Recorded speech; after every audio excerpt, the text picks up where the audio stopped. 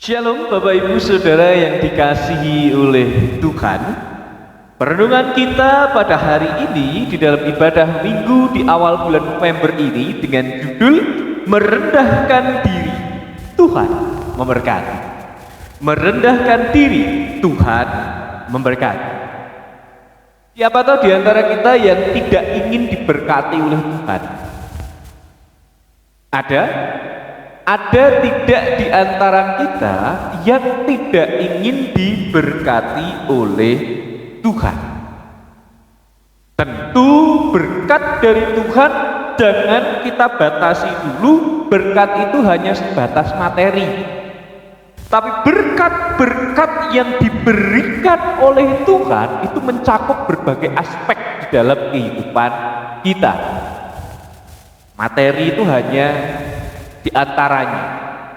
Ada kesehatan, ada bagaimana tuntunan Tuhan, ada bagaimana kita itu selalu diberikan sukacita dan penguatan, dan yang lain sebagainya. Namun, ketika kita itu memiliki sebuah keinginan, wah aku ingin diberkati, saya ingin diberkati oleh Tuhan, amin. Kita pasti punya cita-cita itu. Ternyata di sini Tuhan menerapkan sebuah standar. Orang yang diberkati oleh Tuhan adalah orang yang merendahkan diri. Merendahkan diri di hadapan Tuhan. Ini yang perlu kita catat dulu. Ini yang perlu kita garis bawahi dulu di dalam kehidupan kita. Jangan-jangan kita hanya sebatas, ya Tuhan saya mau diberkati, tapi kita tidak mau merendahkan diri kita, atau bahkan kita tidak mau melaksanakan segala kehendak Tuhan di dalam kehidupan kita. Karena yang namanya merendahkan diri, terlebih merendahkan diri di hadapan Tuhan, itu menjadi hal yang sangat penting di dalam kehidupan setiap orang percaya. Karena dengan merendahkan diri, orang-orang kemudian itu menunjukkan bahwa dia itu mengakui kekurangannya, mengakui ketidakmampuannya, mengakui bagaimana kita manusia, orang-orang yang ada di dunia ini membutuhkan pertolongan dari Tuhan. Karena yang namanya merendahkan diri itu ternyata bukan hanya sebatas kita itu ketika di dalam ibadah seperti ini, apa yang dikhotbahkan diamini. Tidak hanya sebatas amin, tapi kemudian diaplikasikan di dalam kehidupan kita, bagaimana kita bersedia merendahkan diri di hadapan Tuhan. Menyambung khotbah minggu lalu, kalau Bapak Ibu masih ingat, menyambung khotbah minggu lalu, bagaimana orang-orang Farisi yang setiap hari mereka itu mengucapkan Shema Israel, ya, dari Ulangan pasal 6 ayat 4, ternyata mereka belum dapat merendahkan diri di hadapan Tuhan. Mereka masih tetap angkuh, mereka masih tetap merasa dirinya itu adalah yang paling benar, yang paling baik di antara manusia-manusia yang lain. Nah, di sini perenungan kita adalah bagaimana kita sebagai orang-orang percaya yang setiap hari berdoa, yang setiap hari itu merenungkan firman Tuhan. Sudahkah itu membuat kita sadar bahwa kita itu harus merendahkan diri? Tidak seperti orang-orang Farisi, tidak seperti ahli-ahli Taurat yang mereka hanya bisanya itu apa? Bisanya itu hanya untuk mencari penghormatan atas dirinya sendiri. Yang kemudian orang-orang Farisi dan juga ahli-ahli Taurat di sana mencari penghormatan dirinya sendiri, meninggikan dirinya sendiri karena apa? Menganggap diri mereka itu yang paling religius. Menganggap diri mereka itu yang paling bisa melaksanakan hukum-hukum Taurat dengan sempurna. Kemarin minggu lalu saya sampaikan hukum-hukum yang ada di kalangan masyarakat Yahudi ada berapa? Ada 613 aturan atau hukum. 248 itu adalah larangan ataupun hal-hal yang dianjurkan atau aturan positif. 365 sisanya itu adalah larangan-larangan yang tidak boleh dilakukan atau hal-hal yang negatif. Nah, orang-orang Farisi ini merasa bahwa diri mereka itu yang paling bisa melaksanakan ke 613 aturan itu. Sebenarnya apa yang mereka lakukan, sebenarnya apa yang menjadi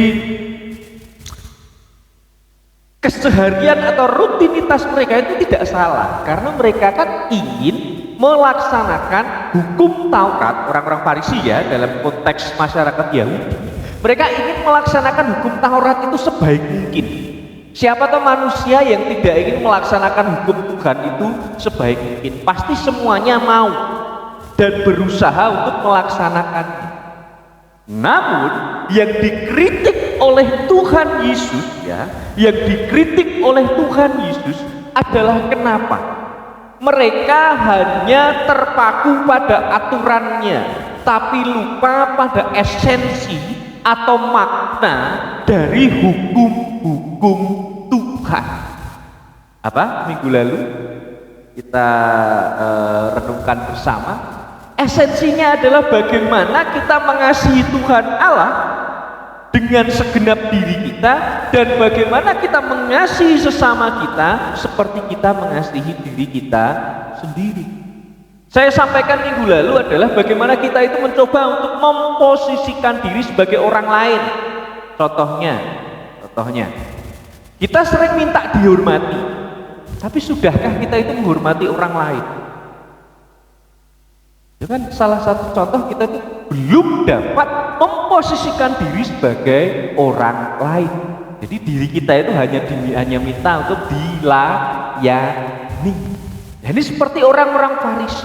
Orang-orang Farisi menghendaki atau meminta atau menuntut masyarakat kelas bawah. Jadi kalau misal diurutkan itu sebenarnya orang-orang Farisi itu sebenarnya mereka secara politis itu tidak memiliki kekuasaan sebenarnya.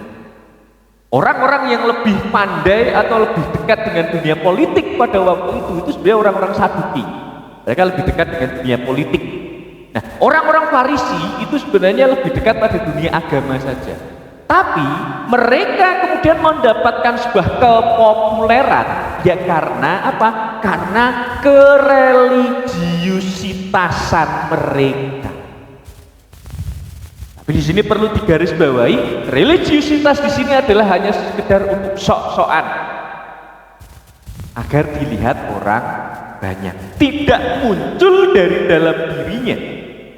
Jadi kita bisa tahu bahwa ternyata orang-orang Farisi di sini mereka itu sebenarnya memiliki kepopuleran itu karena mereka sok religius. Sok religius ya, itu hampir-hampir sama dengan kondisi negara kita. Kondisi negara kita kan orang yang terjun di politik kalah pamor dengan orang yang sok religius. Orang yang pakai pakaian agamanya melipit, kalah populer. Nah, itu keadaannya hampir sama dengan pada waktu itu. Jadi orang-orang Farisi dan ahli-ahli Taurat itu menuntut orang-orang kelas bawah, orang-orang yang inferior, karena mereka sudah menjadi yang superior, yang menjadi penguasa, bisa ngatur-ngatur. Karena mereka merasa menjadi pemimpin agama yang bisa ngatur-ngatur. Menghendaki orang-orang kelas bawah itu bisa melaksanakan 613 aturan itu.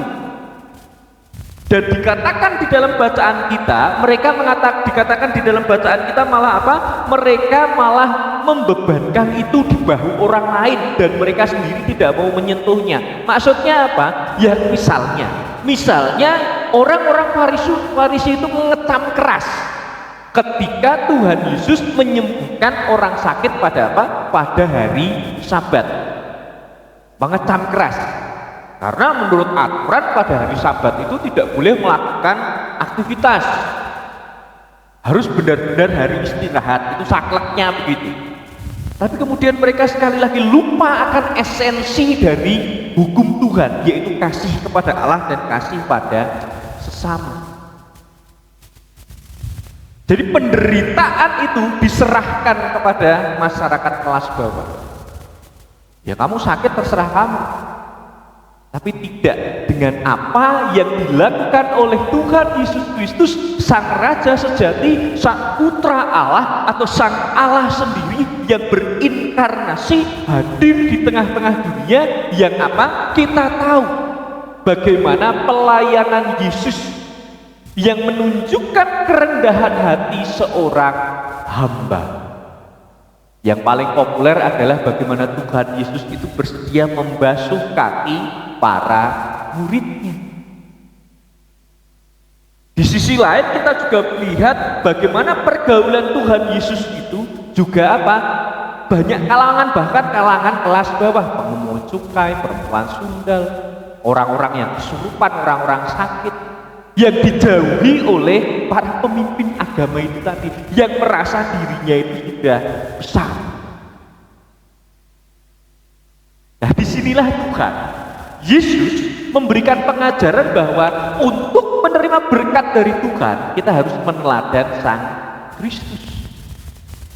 Jadi sebenarnya bagaimana kita itu merendahkan diri kita di hadapan Tuhan adalah bagaimana kita bersedia untuk mengosongkan diri dan melayani sesama kita. Bagaimana kita itu tidak hanya mau dilayani, tapi kita juga bersedia untuk melayani. Sudahkah kita merendahkan diri? Sudahkah kita bersedia melayani orang-orang di sekitar kita?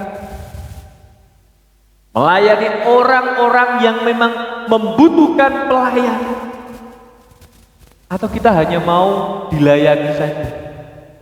Itu yang sebenarnya seharusnya menyadarkan kita bahwa kita itu orang-orang yang ternyata belum dapat melaksanakan segala sesuatunya secara kudus, merendahkan diri. Tapi kita hanya mau menerima berkat dari Tuhan saja. Apa itu yang kemudian kita hayati? Apa itu yang kemudian kita pegang di dalam kehidupan kita? Mungkin konteksnya sudah berbeda. Konteks pada waktu itu kan orang-orang Farisi. Saya kan pada saat ini kan berbeda. Saya hanya orang-orang biasa. Ingat, panggilan Tuhan adalah Tuhan memanggil setiap orang dan mengutus setiap orang. Yang berpelayanan adalah semua orang percaya, bukan hanya majelis gereja, bukan hanya penatua, diaken ataupun pendeta ataupun para komisi, tapi setiap dari kita. Sudahkah kita merendahkan diri untuk melayani? Atau kita hanya mau dilayani? Jadi yang sering terjadi kan kita kan hanya mau dilayani. Layanan jadi song leader. Wah, kula mboten saged, nggih nek mboten saged, mboten purun latihan nggih mboten saged terus. Wah, aku ora melu song leader, aku sengit karo dulur-dulur sak wilayah. Ya sengit terus. Apakah itu yang akan kita pegang dalam kehidupan? Karena kita merasa sudah yang paling benar? Karena kita merasa sudah yang paling pinter, makanya kita tidak bersedia untuk merendahkan hati melayani. Yang hanya maunya menerima berkat dari Tuhan.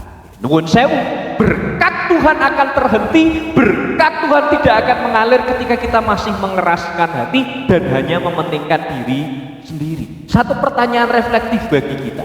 Kita mau jadi pembawa damai atau merasakan damai? Orang lebih banyak milih merasakan damai. Ogah jadi pembawa damai. Merasakan damai itu penak kok. Kalau tidak merasa damai di wilayahnya, orang atau mangkat PA. Kalau tidak merasa damai di gerejanya, pindah gereja. Penak toh. Tapi sulit untuk merendahkan diri, ya toh, membawa damai bagi komunitas. Jadi mari Bapak Ibu Saudara yang dikasihi oleh Tuhan, melalui perenungan kita saat ini, merendahkan diri, Tuhan memberkati, mengingatkan kita bagaimana kita itu sebenarnya diutus oleh Tuhan bukan untuk menjadi orang yang sombong, tapi menyadari bahwa diri kita itu adalah orang-orang yang membutuhkan pertolongan dari Tuhan. Dan merendahkan hati di sini adalah juga bagaimana kesediaan kita melayani orang lain. Karena Tuhan sudah lebih dulu melayani kita. Ya, salah satu contoh paling gampang adalah bagaimana kita bersedia berpelayanan di gereja. Jadi song leader boten cah tuya-uyak. Jadi song leader boten cah wong niku-niku mawon. Banyak ini yang anak-anak muda terutama, itu kan golongannya wong-wong tua. Lho sesuk awakmu ya ora tuwa. Hanya mari kita sadari bahwa kerendahan hati kita itu adalah yang diharapkan oleh Tuhan, sehingga melalui kerendahan hati ini kita semakin diberkati oleh Tuhan. Selamat merendahkan hati dan selamat memasuki kehidupan baru yang penuh berkat dari Tuhan. Tuhan memberkati. Amin.